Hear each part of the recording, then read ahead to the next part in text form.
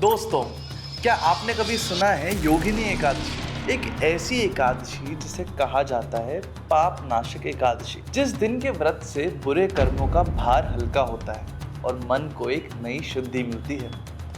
आज के इस एपिसोड में हम समझेंगे योगिनी एकादशी का सच, इसकी कथा और इस व्रत को कैसे करना चाहिए। मैं हूं निकुंज गुप्ता और सनातन जर्नी में आपका स्वागत है। यहाँ हम बात करते हैं उन कहानियों की जो हमेशा से थी तो लेकिन कभी समझी नहीं गई। इस व्रत का वर्णन पद्म पुराण में मिलता है। कथा कहती है, एक समय किंग कुबेर के राज्य में एक माली था। उसका नाम था हिमाली। वो हर दिन शिव जी के लिए फूल तोड़ता था, लेकिन एक दिन वो अपनी पत्नी के साथ विलास में डूब रहा और फूल तोड़ना भूल गया। शिव जी से कुबेर राजा को इसकी शिकायत मिली और राजा ने गुस्से में उस माली को कुष्ठ रोगी यानी लेप्रोसी पेशेंट होने का श्राप दे दिया। बड़ा दुख भुगते हुए एक दिन उस माली को एक ऋषि मिले। उन्होंने कहा, अगर तुम योगिनी एकादशी का व्रत करो तो तुम्हें शुद्धि मिल सकती है। माली ने व्रत किया और कुछ ही दिनों में उसका रोग दूर हो गया। इसीलिए कहते हैं योगिनी एकादशी पाप और रोगों को दूर करने वाली एकादशी है।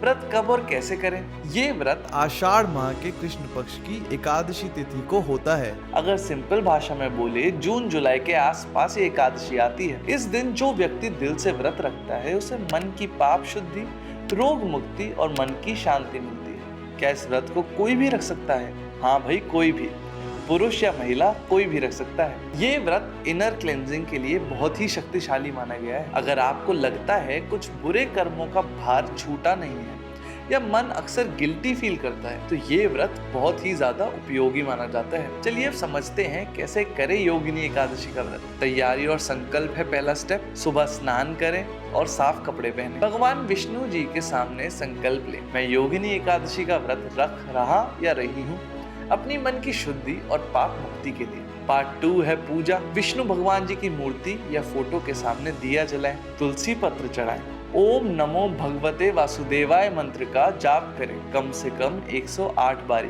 पूरी तरह बिना पानी के व्रत रखना ऑप्शनल है।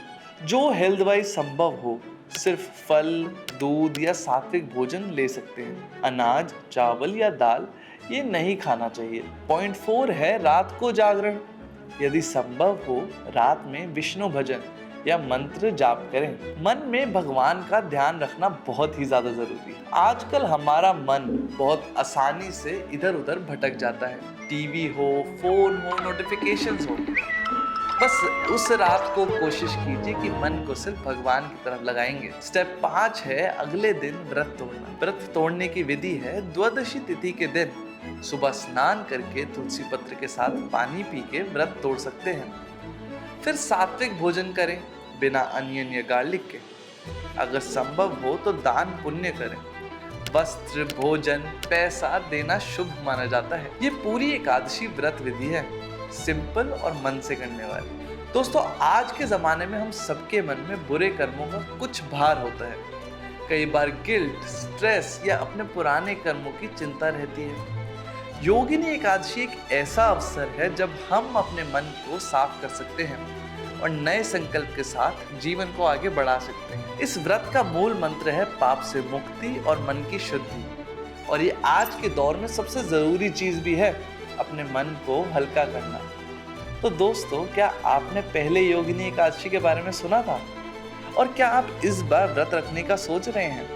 कमेंट में हमें जरूर बताएं और इस वीडियो को उन लोगों के साथ शेयर करिए जो शायद पहली बार इस व्रत को रख रहे हैं और इसकी विधि को जानना चाहते हैं। जय सनातन धर्म।